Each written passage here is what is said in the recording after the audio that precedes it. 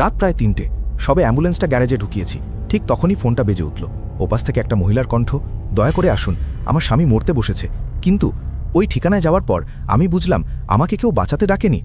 ঠিকানা ১৩ নম্বর বিনোদ বিহারী লেন। সেখানে গিয়ে দেখি চারপাশ অন্ধকার, একটা পুরনো অ্যাপার্টমেন্ট।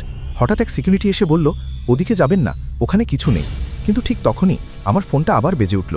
মহিলা বলল, ফ্ল্যাট নাম্বার 7, দরজা খোলা আছে, আপনি ঢুকে যান। পুরো বিল্ডিংটা অন্ধকার, নিঃশব্দ। ফ্ল্যাটের দরজা ঠেলে ঢুকতেই একটা অদ্ভুত গন্ধ। মনে হচ্ছিল এখানে বহুদিন কেউ থাকে না। টর্চ জ্বালাতেই দেখি ঘরের ভেতর জাল, ধুলো, অন্ধকার। হঠাৎ পাশের ঘর থেকে শব্দ। দরজা খুলতেই দেখলাম একটা মানুষ শুয়ে আছে।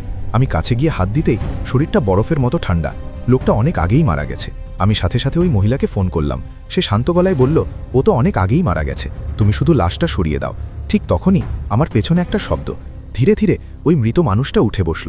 তার চোখ খুলে গেল, ঘরের জানালা নিজে নিজে খুলে গেল, জিনিসপত্র উঠতে লাগলো। সে আমার দিকে তাকিয়ে বলল, আমার স্ত্রী আমাকে মেরে ফেলেছে, খাবার আর ওষুধ ছাড়া আমাকে আটকে রেখে। আমি দৌড়াতে চাইলাম, কিন্তু দরজা নিজে নিজেই বন্ধ হয়ে গেল। শেষে সে শুধু একটা কথাই বলল, আমার দেহটা সৎকার কর।